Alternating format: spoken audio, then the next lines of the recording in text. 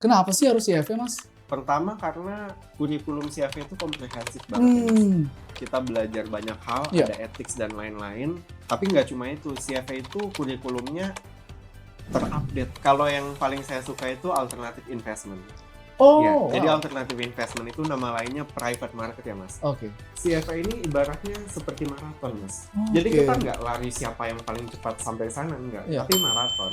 Kalau memang kita merasa level 1 udah cukup ya udah, nggak masalah gitu kan. Kalau kita bicara dunia valuasi, kepake banget. Terutama di bagian valuation-nya, di bagian equity valuation. Kemudian ada derivatif, itu kepake banget.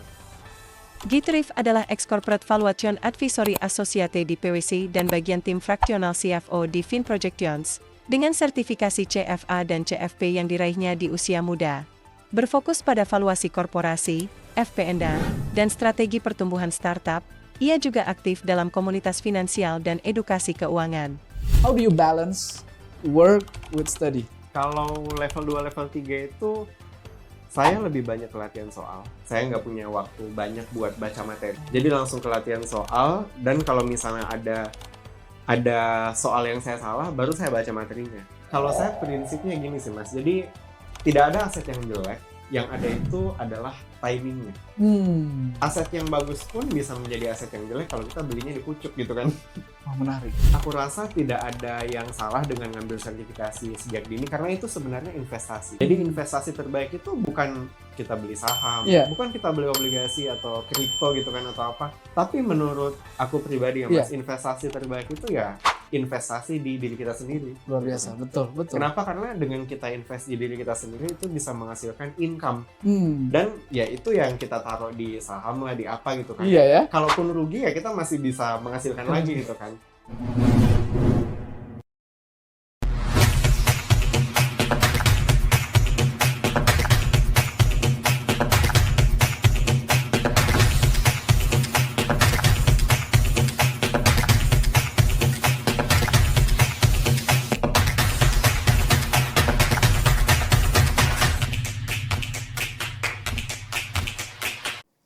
Hai Hivers, terima kasih telah join kembali di podcast Hive Intelligence bersama saya, Romora Edward Sitorus.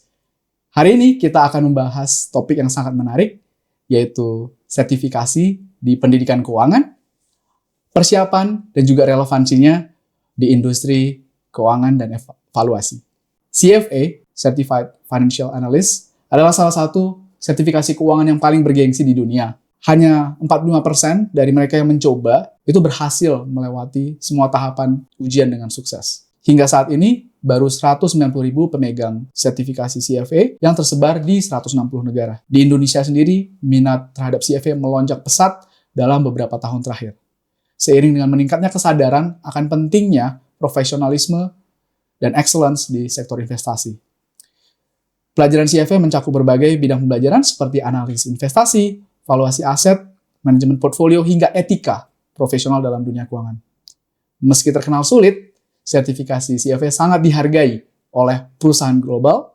Pemegang sertifikasi ini rata-rata memperoleh pendapatan lebih tinggi hingga 40% dibandingkan profesional keuangan tanpa CFA. Kita akan diskusi tentang CFA langsung dari orangnya yang sudah sukses melewati ujian CFA level 1 hingga level 3. Mas Muhammad Gitrif, CFA CFP. Apa kabar, Mas? Thank you. Alhamdulillah sangat baik ya, Mas. Wah. Thank you juga opportunity-nya buat diundang ngisi di podcast ini ya. Senang sekali, Mas Gitrif. Saya panggil Mas Git boleh? Boleh. Siap. Mas Gitrif ini adalah Corporate Valuation Advisory Associate di PwC Indonesia. Dia merupakan lulusan Universitas Indonesia dengan gelar CFA, Chartered Financial Analyst, bukan certified ya, chartered ya, Chartered Financial Analyst ya, dan CFP, Certified Financial Planner. Betul. Dengan fokus di bidang valuasi korporasi, analisis investasi, dan pemodelan keuangan, Mas Git dikenal aktif dalam pengembangan komunitas financial, serta memiliki passion besar terhadap edukasi keuangan. Dia juga menyelesaikan CFA level 3 di umur 23 tahun. Wow, 23. Sangat muda sekali, dan memulai CFA level 1 pertama di Usia umur 20 ya. Luar biasa. Itu usia yang sangat cepat ya untuk bisa menyelesaikan ketiga ujian. Luar biasa sekali, Mas. Terima kasih, Mas, untuk kedatangannya. Yeah. Kita ingin ngobrol-ngobrol nih, Mas, tentang CFA.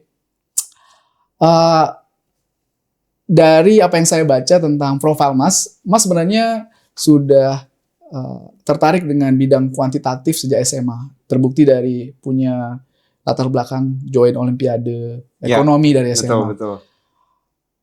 Lalu bagaimana bisa punya ketertarikan terhadap keuangan nih, Mas, mulai dari sejak SMA? Ya, jadi sebenarnya waktu SMA itu memang saya ikut lomba ekonomi itu namanya Olimpiade Sains Nasional Bidang Ekonomi. Waktu itu tahun 2018 ya udah. Berapa tahun? 7 tahun ya gitu. 7 tahun itu dan di situ saya berhasil mendapat juara gitu hingga bisa sampai mewakili Indonesia ke tingkat internasional. Waktu itu 2019 ada. Jadi setelah OSN itu kami peserta yang menang di nasional disaring lagi. Disaring ikut pelatnas, pelatihan pemusatan nasional itu tahap 1, tahap 2, tahap 3 dan setelah mencapai tahap 3 itu lanjut ke internasional. Waktu itu di Rusia, di Saint Petersburg. 2019 itu. Dan di situ saya berhasil mendapatkan medali perak di Olimpiade. Keren, luar biasa. Olimpiade Selamat, internasional Mas. itu ya.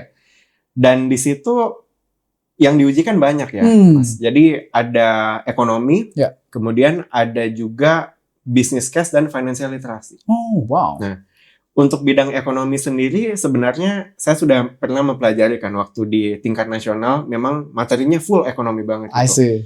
Namun sebenarnya dua bidang yang ini nih, yang financial literacy dan business case itu adalah bidang yang sangat baru buat saya. Gitu. Contohnya kalau di bidang financial literacy kita diberikan sebuah game simulasi. Simulasi untuk intinya kita mau membeli saham apa gitu kan. Intinya alokasi portofolio hingga mencapai financial freedom gitu. Jadi yang juara itu yang paling cepat financial freedom. Menurut software gitu kan, berdasarkan software itu. Dan saya rasa itu sangat relevan ya, Mas, di dunia kita sekarang karena ya kita berhadapan dengan banyak aset gitu kan. Dan itu pengetahuan itu, literasi keuangan untuk orang Indonesia kita masih harus sangat meningkatkan itu. Benar. Gitu kan. Itu yang pertama. Kemudian babak yang tidak kalah menarik itu adalah business case. Gimana tuh, Mas? Nah, karena business case itu sebenarnya yang ditekankan bukan kemampuan kuantitatif, bukan kemampuan kita berhitung gitu kan. Tapi bagaimana caranya kita membaca sebuah masalah, sebuah masalah itu dan kita breakdown sampai ke akar-akarnya. Dan itu adalah menurut saya yang menarik banget bagi saya karena ya dunia ini nggak terlepas dari masalah ya, Mas. Itu yang pertama. Dan dalam konteks ekonomi dan bisnis itu yang kita butuhkan adalah problem solving dan critical thinking. Nah, sehingga kedua hal itu membuat saya tertarik gitu kan, tertarik untuk mendalami dunia finance. Pertama karena opportunity-nya masih sangat luas. Kemudian yang kedua itu kita perlu untuk memahami itu gitu kan, untuk bisa menjadi yang terdepan gitu kan. Apalagi sekarang banyak konsep yang nggak kalah menarik gitu ya, yang contohnya seperti AI lah, big data, machine learning gitu kan. Gimana konsep-konsep ini bisa mempengaruhi diri kita gitu kan, terutama di bidang keuangan. Menurut saya itu hal yang perlu banget kita pelajari. Gitu. Nah, sehingga saya memutuskan untuk mengambil sertifikasi CFA nih. Seperti itu ceritanya. Menarik banget. Waktu di UI, setelah lulus SMA tadi dan juara di Saint Petersburg, itu ambil jurusan apa, Mas? Kalau di UI saya ambil jurusannya ekonomi Islam. Ekonomi Islam. Jadi setelah menang Olimpiade itu, saya diberikan pilihan mau masuk jurusan ekonomi biasa. Kalau di UI kita sebutnya ilmu ekonomi atau ilmu ekonomi Islam nih. Nah, kemudian setelah saya berpikir-pikir lagi, kalau ilmu ekonomi basicnya saya sudah ada, hingga saya ingin mendapatkan pengetahuan yang lebih luas gitu kan dari sisi Islamnya seperti apa. Karena kita nggak bisa meremehkan kalau tren Islamic finance itu juga sedang meningkat loh sekarang. Growing gitu kan. Dan saya melihat peluang itu gitu, sehingga saya memutuskan buat ngambil jurusan ekonomi Islam gitu. Wah, luar biasa. Jadi pemahaman ekonomi Islam tahu, sekarang ekonomi Betul. konvensional Jadi, juga tahu kita ya. dua-duanya harus tahu gitu kan, dan itu yang kita perlukan sih. Wah, keren Yang bisa banget. multidisiplin gitu kan orang. Wah, sangat-sangat menarik, Mas. Nah, tadi udah cerita kenapa ambil CFA karena ketertarikan ya, bahwa bidang finance ini ternyata banyak problem solvingnya dan juga penting untuk kita. Tapi kan sebenarnya banyak ya sertifikasi selain CFA. Betul. Kenapa sih harus CFA, Mas? Ya, pertama karena kurikulum CFA itu komprehensif banget ya Mas. Jadi betul tadi yang Mas bilang, kita belajar banyak hal, Iya. ada ethics dan lain-lain. Tapi nggak cuma itu, CFA itu kurikulumnya terupdate gitu kan. Bahkan sekarang kita juga mengintegrasikan private equity, Wow. alternative investment, ESG, dan lain-lain gitu. Dan itu menurut saya pemahaman yang menarik banget gitu kan. Yeah. Itu yang pertama. Betul. Kemudian yang kedua, CFA itu di Indonesia ya. Indonesia saat ini per 2025 masih kurang dari 400 orang charter holdernya. Jadi Kurang dari 400? Kurang dari 400 yang punya gelar CFA. Jadi dari sisi peluang, kalau kita bicara supply dan demand, ya kan, supply-nya masih sangat sedikit, tapi demand-nya sangat banyak. Wow. Gitu. Jadi itu adalah peluang kita buat mengakselerasi karir lah. Itu yang kedua. Betul. Gitu. Kemudian yang ketiga itu karena materi CFA itu memang sulit gitu kan, dan itu melatih critical thinking sih. Jadi gimana caranya kita melihat suatu masalah itu nggak cuma dari satu angle saja, tapi dari banyak sisi gitu. Dari banyak sisi, dan itu yang juga secara nggak langsung bakal kita pelajari gitu di CFA. Wah, menarik banget. Dari berbagai topik CFA, ada ethics dan lain-lain. Mana yang Mas paling favorit? Tadi Mas bilang soal CFA itu melatih kita melihat dari berbagai sisi. Betul. Mana yang Mas paling sukai? Kalau yang paling saya suka itu alternative investment.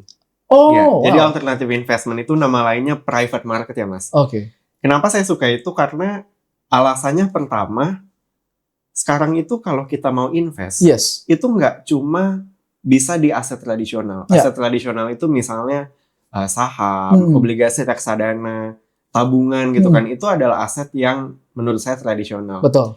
Tapi kalau kita lihat tren dari sisi market ya, dari sisi demand-nya, banyak banget demand untuk aset-aset yang non-tradisional, Mas. Jadi itu yang kita sebut alternatif aset gitu. Contohnya ada private equity, kemudian ada private debt, belum lagi kalau memasukkan komponen ESG gitu kan ke dalam ini semua. Iya, betul. Dan itu yang sekarang lagi growing. Makanya kalau Mas perhatikan sekarang mulai banyak family office gitu kan. Iya. Family office itu ya tujuannya untuk mengelola keuangan. Betul. Dan dananya itu bisa ditempatkan ke aset-aset itu. Gitu. Jadi dari sisi demand untuk private market itu ada, sehingga menurut saya itu menarik gitu ya. Kalau kita mengeksplor itu, ibaratnya masih blue ocean gitu kan. Kalau di sisi bahasa bisnisnya gitu kan. Betul. Jadi seperti itu. Wah, menarik banget, Mas. Iya, memang sekarang lagi tumbuh ya tentang alternative investment. Ada juga angel investing, di mana perorangan juga mulai invest. Dan mungkin jadi family office kalau perusahaan keluarga gitu ya. Setuju. Ya. Wah, menarik banget. Mas pernah cerita sedikit ya di posting gitu ya, bahwa sebenarnya CFA ini gelarnya itu diperoleh dengan dedikasi, kerja keras, belajar sampai malam. Nah, boleh nggak cerita seberapa kerja keras setiap minggu atau setiap harinya seseorang untuk bisa dapat CFA? Ya, jadi kalau untuk kerja keras ya Mas, itu sebenarnya kita harus jadi orang yang disiplin. Itu yang pertama, karena materi CFA itu banyak banget gitu kan, dan itu tebal. Mungkin saya bilang setara dengan S2, S3. Dari sisi kurikulum, level 1 mungkin setara dengan S2 Finance mungkin. Nah, seberapa perlu kita kerja keras gitu kan. Pertama, kita harus sesuaikan dulu dengan kemampuan kita sendiri. Kebetulan kalau saya jurusan ekonomi, jadi bidang kan ada mata pelajaran ekonomi juga kan. Dan itu mungkin bisa saya prioritaskan nanti gitu. Sedangkan yang saya prioritaskan paling utama itu yang susah-susah dulu gitu. Dan saya selalu punya semacam komitmen. Jadi setiap hari itu saya harus baca sekitar 1-2 bab. Itu waktu level 1. Saya sampai ngitung tuh level 1 Agustus 2022 itu bukunya tebalnya sekitar 3.600 halaman. Semuanya itu ya? 3.600 halaman buku resminya, dan saya bagi aja gitu kan. Saya bagi satu hari saya baca berapa halaman gitu. Betul. Kan. Ya sehingga saya mendapatkan suatu angka ya. Oh berarti target saya setiap hari baca 1-2 bab. Itu sekitar ya 30-60 halaman gitu kan. Ya seperti itu. Jadi harus konsisten untuk belajar itu, dan memang kita harus fokus. Iya. Karena kenapa? Karena saking banyaknya materi ya Mas. Betul. Ketika kita itu sudah selesai satu materi dan lanjut ke materi lain, belum tentu kita ingat loh sama materi yang ini. Karena saking banyaknya informasi gitu. Makanya setiap habis materi itu saya latihan soal dulu. Latihan soal dulu, lalu ya let's say KKM-nya 70%, 80% gitu kan. Kalau udah pass gitu kan, baru saya lanjut ke materi selanjutnya gitu. Supaya harapannya saya belajar yang lain, materi yang ini masih tetap keingat gitu. Oh, jadi harus pass dulu, baru lanjut ya? Iya, kalau saya strategi belajarnya seperti itu. Jadi saya bukan tipe orang yang baca dari awal sampai akhir dulu. Terus, karena saya lupa kalau kayak gitu ya kan. Jadi ya lebih bagus kayak gitu aja dulu gitu kan. Dan itu cukup efektif sih saya rasa untuk membantu kita ujian gitu. Menarik banget. Jadi tadi spend 60 halaman untuk dibaca, kemudian habis itu tes tiap harinya. Betul, ya. Usahakan 80% ya. Sabtu Minggu bakal break nggak? Belajar. Yang benar. Sabtu Minggu belajar ya? Sabtu Minggu belajar. Karena waktu saya 2022 ya, waktu ambil level 1 itu kan saya sambil skripsi juga. Sambil skripsi dan masih ada sekitar 6 SKS lain yang harus saya pelajari. Ya sehingga waktu yang ada itu ya Sabtu Minggu itu benar-benar dimaksimalin gitu kan. Dan itu yang menunjukkan kita berdedikasi atau enggak gitu kan. Bersedia untuk berkorban untuk ini atau enggak gitu. Iya. Gitu. Menarik banget. Sabtu Minggu ditambah dosisnya? Kalau Sabtu Minggu tergantung mood lah. Tergantung mood lah. Ya. Kalau mau istirahat boleh gitu. Gitu. Tapi yang nggak boleh diganggu itu yang hari biasa gitu. Gitu ya? Hari biasa harus 30-60 halaman. Karena kalau nggak kayak gitu nggak kekejar Mas.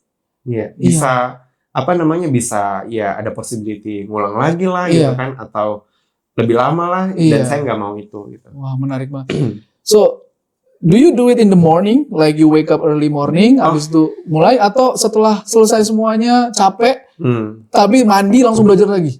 Kalau saya sih tergantung mood ya. Jadi kalau saya suka belajar di pagi hari ya saya belajar pagi gitu, sebelum kuliah gitu kan. Kalau misalnya lagi capek dan ya mungkin lagi burn out gitu kan, ya bisa digeser lah jamnya ke malam atau ke sore gitu.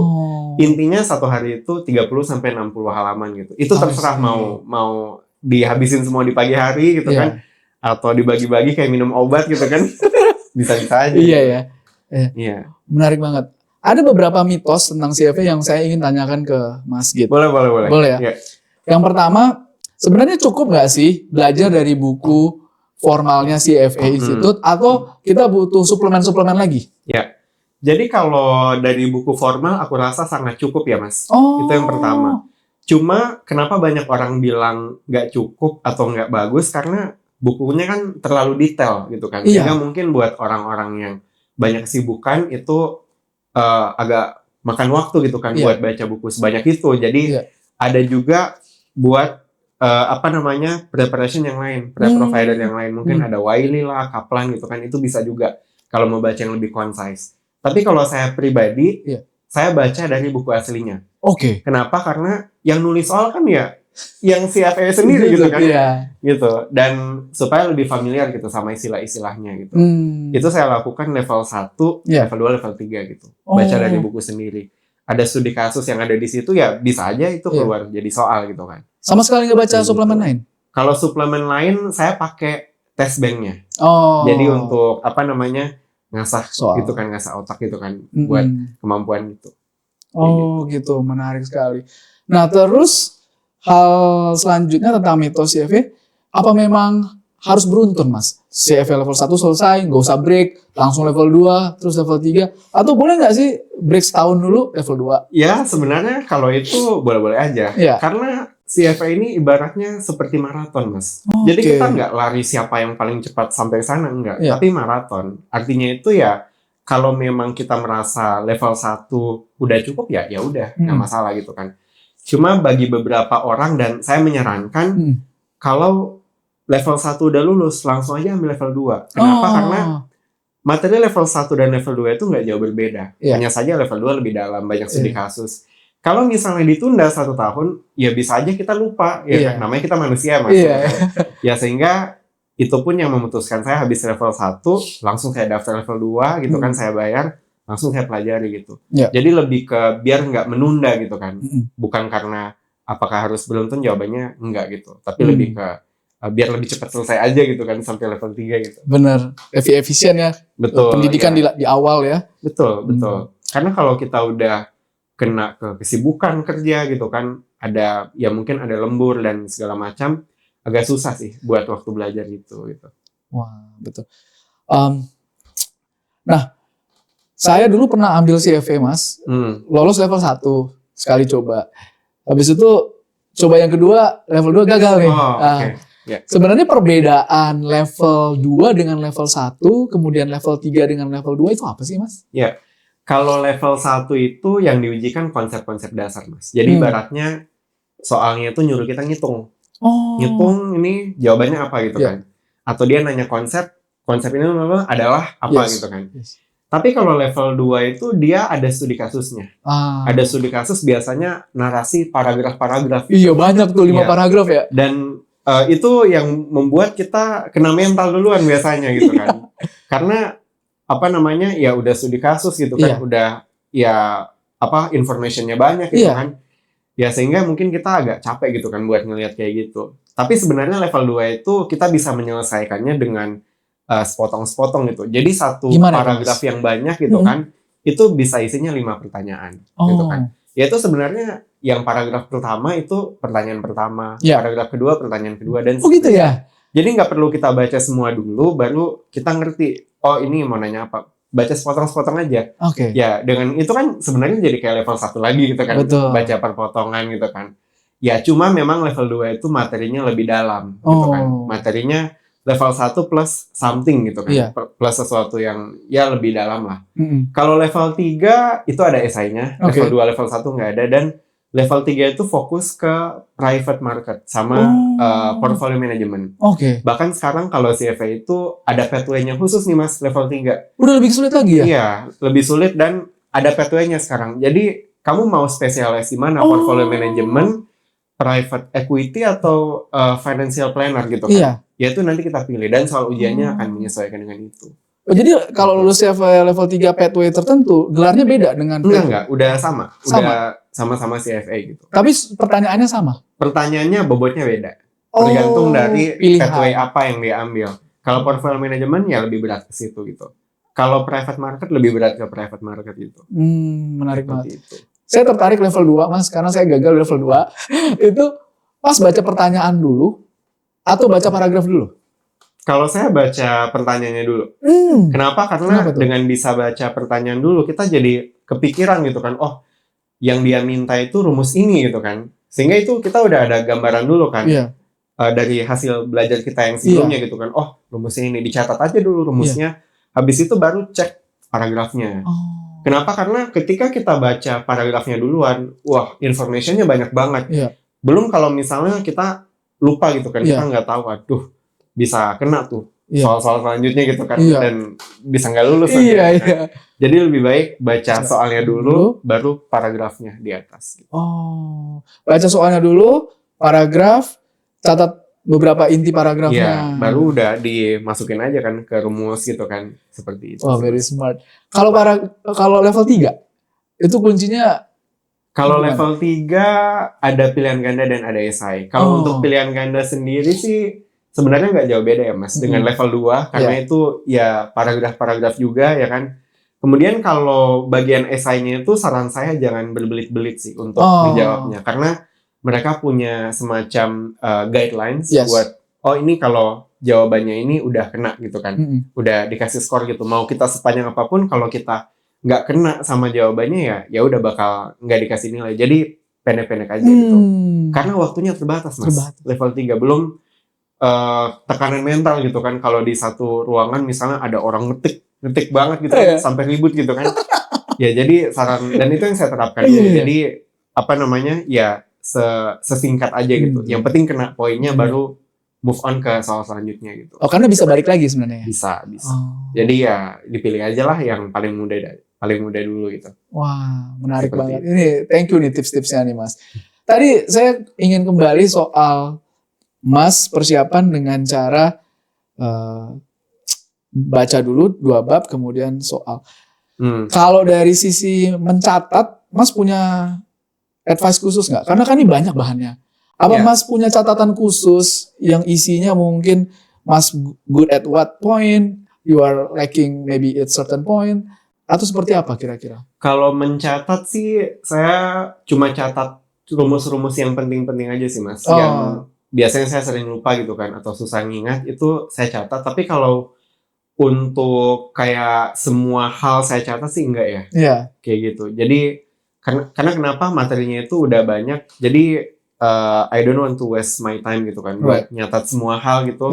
Yang penting kita ngerti dan langsung diterapin ke soal seperti itu. I see, menarik banget. Lalu dari sisi timeline nih Mas, when do you start register dan persiapannya setiap bulan mendekati ujian itu beda atau sama aja? Oh beda dong, karena dulu waktu level 1 saya daftarnya Desember 2021. Oke, ujiannya? Ujiannya Agustus 2022. Ada 8 bulan ya? Ada sekitar 8 bulan, ya kepotong yang ya nggak produktif lah ya istilahnya, dengan kuliah lah, kegiatan apa gitu ya. Mungkin waktu persiapannya sekitar 4-6 bulan level 1. Iya, gitu dan level 2, level 3 juga kurang lebih sama. Iya. Dan semakin mendekati ujian itu banyak latihan soal gitu kan. Banyak mock exam, karena dari CFA juga menyediakan gitu, ada mock exam. Buat ngukur kemampuan gitu kan. Gitu aja sih. Oke Mas. Mitos yang lain adalah, kita daftarnya udah telat nih. Kayaknya nggak sanggup deh. Sebenarnya Mas, setelah telatnya daftar, setelah telatnya terima buku CFA, itu berapa bulan sih? 3 bulan better not ya? 3 bulan terlalu dikit sih waktunya, saya bilang. Iya. Takutnya nanti kalau pengen sih nggak apa-apa, tapi kan beresiko ya, nggak lulus bayar lagi loh. Iya. Apalagi sekarang biayanya udah naik lagi kan. Berapa ya sekarang ya? Sekarang itu 1.200-an gitu lah untuk yang level 1 itu kan. Iya, jadi memang harus serius gitu kalau mau. Ya saya boleh saran sih mungkin sekitar 6 bulanan lah ya. 6 bulanan belajar. Karena materinya banyak, apalagi kan belum tentu semua orang itu jurusannya dari finance accounting kan. Jadi dan konsep-konsep yang ditanya kan banyak dari situ. Iya. Ya butuh waktu, takes time buat memahami gitu kan. Betul. Jadi ya 6 bulan lah ya, jangan 3 bulan. Terlalu singkat ya. Betul. Di level 2 dan level 3 Mas sudah kerja? Level 2, level 3 udah. How do you balance work with study? Kalau level 2, level 3 itu saya lebih banyak latihan soal. Itu yang pertama, karena saya nggak punya waktu banyak buat baca materi. Itu yang pertama. Jadi langsung ke latihan soal, dan kalau misalnya ada soal yang saya salah, baru saya baca materinya. Kayak gitu. Kenapa? Karena lagi-lagi level 2 dan level 3 itu kan sebenarnya percabangan dari level 1. Selama kita udah punya fundamental di level 1 gitu kan, yang cukup oke, ya langsung aja kerjain latihan soal gitu, baru baca materinya kalau ada yang kurang jelas gitu. Dan dengan itu saya bisa balance gitu antara kehidupan kerja dengan materi CFA ini. Wah, luar biasa. Ada orang yang suka belajar sendiri. Ada juga yang bareng dengan komunitas. Which one are you? Belajar sendiri. Oh gitu ya? Belajar sendiri karena materi CFA itu kan susah ya Mas. Jadi kita perlu konsentrasi. Jadi saya lebih prefer belajar sendiri. Kecuali misalnya kalau mau sharing gitu kan, terkait materi boleh maksudnya sharing ke teman-teman gitu. Setelah kan, dapat CFA sertifikat apa sih? Ya tapi kalau proses belajarnya sih ya tetap itu harus fokus ya. Iya kan ini harus fokus. Bahkan bukan cuma saya, teman-teman saya pun yang ngambil juga itu ya memang fokus gitu kan, belajar ya sendiri gitu karena susah gitu materinya itu. Menarik, iya betul Mas. Nah, setelah ada CFA, dirimu ambil CFP. CFP ya. Itu setelah CFA. Setelah CFA level 2. Oh, Iya. ada berarti sambil ambil CFA level 3? Iya. Karena ya CFA itu apa ya, materinya banyak banget gitu kan. Kalau sertifikasi CFP itu kan lebih fokus ke personal finance. Iya. Dan itu materinya ada juga yang overlap gitu dengan level 1 level 2. Jadi saya rasa saya bisa gitu untuk menyelesaikan itu juga gitu. Jadi diambil aja gitu. Diambil aja ya. Dan bahkan terakhir di post LinkedIn Mas Git itu ambil semacam private equity. Ya. Apa itu Mas? Kalau ambil seperti itu ada ujian lagi? Itu ada ujian. Jadi private equity itu sertifikasi baru juga yang dikeluarin sama CFA Institute. Ya. Dan itu self-paced learning sama seperti CFA dan tetap ada ujiannya gitu. Oh, jadi kita bisa ngerjain di laptop kita? Betul. Ujiannya?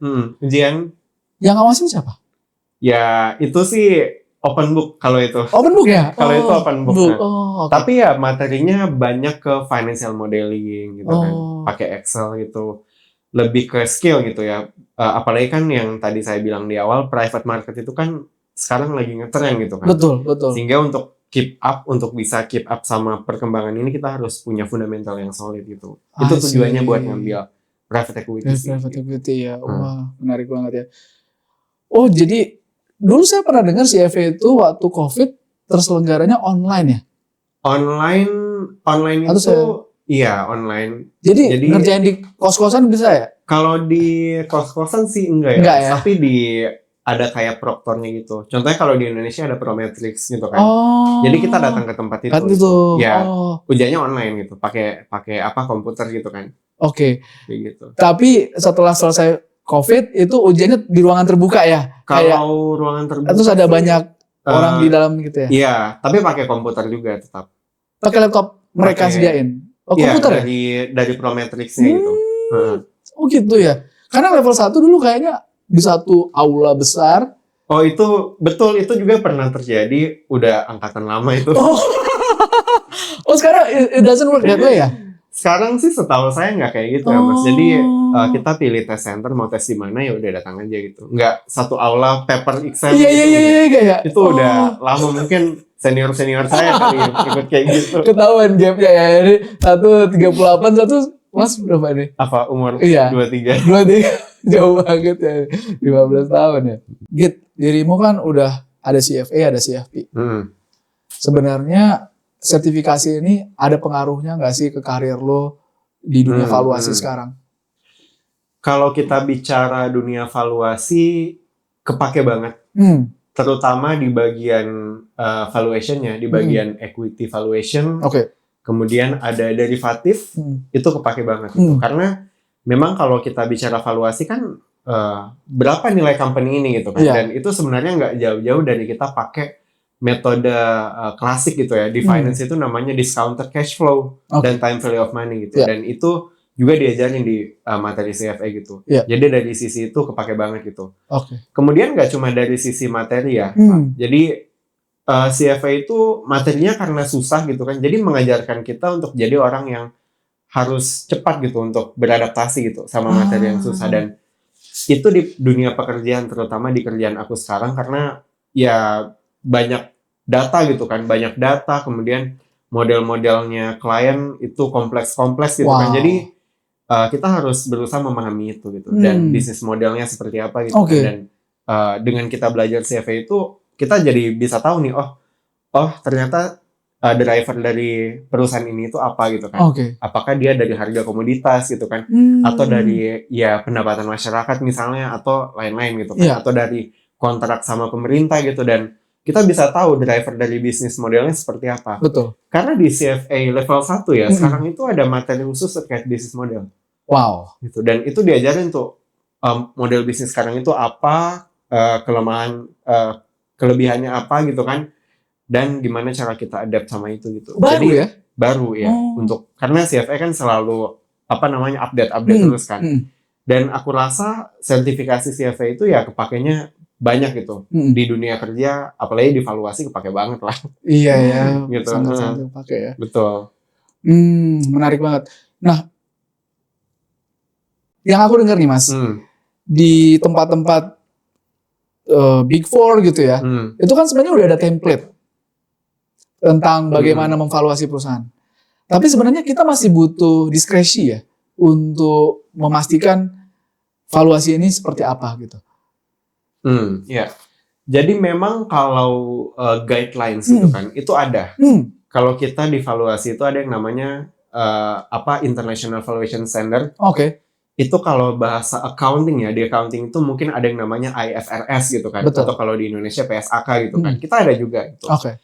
Tapi lagi-lagi valuation itu bukan, it is not about math or science gitu. Yes. Valuation is both math, art, and science gitu. Wow. Jadi ngitung-ngitungannya itu adalah bagian dari science-nya gitu kan. Tapi professional judgment-nya itu adalah bagian dari art-nya. Gitu. Jadi ada storytelling di situ. Iya, ada storytelling kira-kira perusahaan ini kenapa value-nya segini gitu kan. Apakah drivernya itu karena kondisi ekonomi atau karena industrinya memang lagi berkembang misalnya dan lain-lain gitu. Jadi memang ketika kita melakukan proses valuasi itu ya kita juga harus sanity check gitu kan dengan kira-kira ini make sense atau enggak gitu dari kondisi sekarang gitu kan.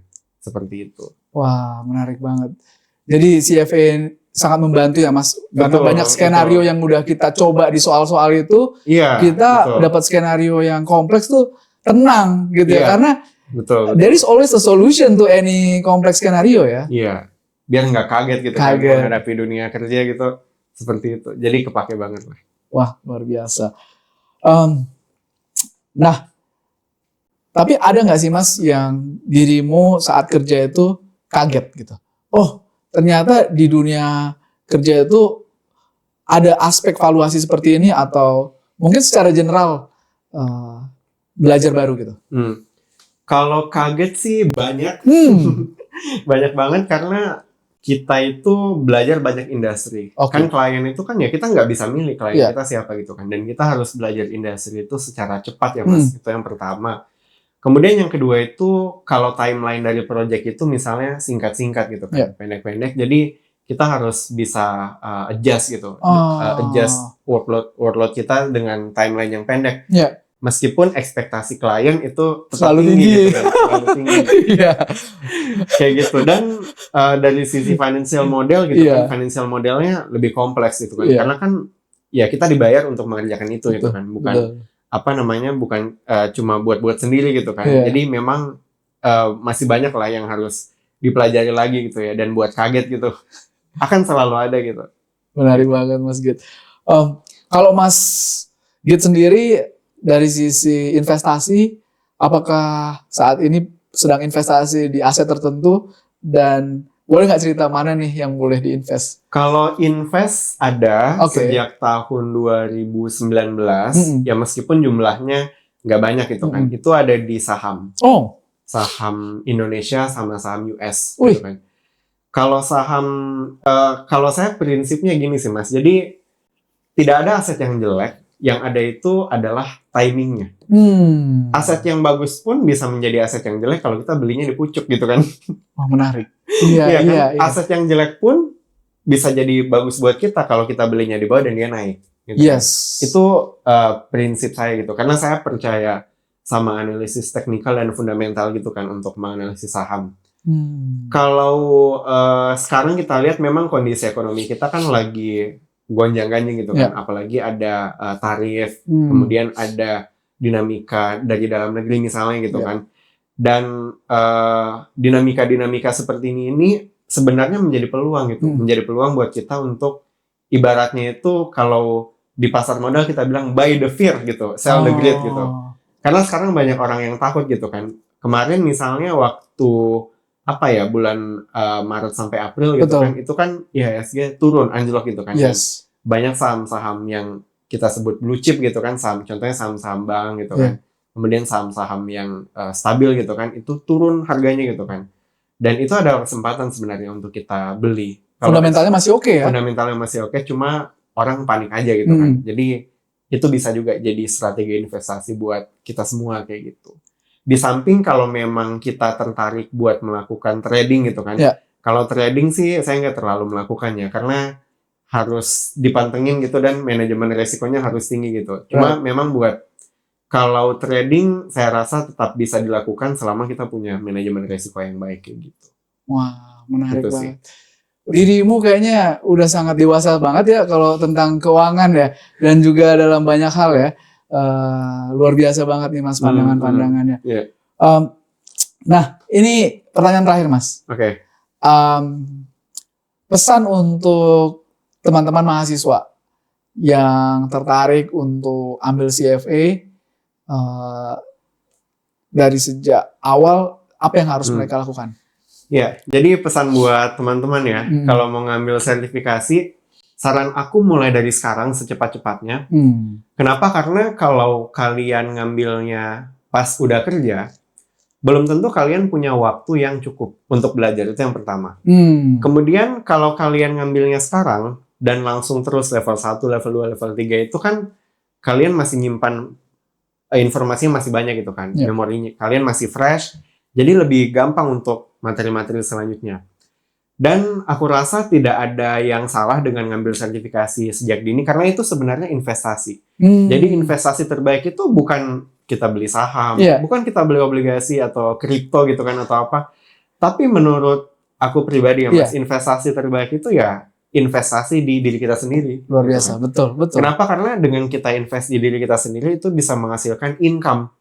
Dan ya itu yang kita taruh di saham lah, di apa gitu kan. Iya ya. Kalaupun rugi ya kita masih bisa menghasilkan lagi gitu kan. Betul. Bukan kita berharap duit 1.000 jadi 1 triliun gitu kan, nggak kayak gitu. Betul. Jadi selain dari sertifikasi buat teman-teman yang mau investasi juga tidak masalah meskipun uang kita masih sedikit gitu kan. Tapi aku rasa yang penting kalian mendapatkan pengalaman dulu gitu.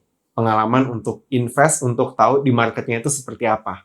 Karena itu yang lebih penting sih, biar kalian bisa merasakan siklus di market seperti apa kayak gitu. Intinya keep grinding gitu kan, and selalu itu jadi yang terbaik lah di bidang yang kalian pengen gitu.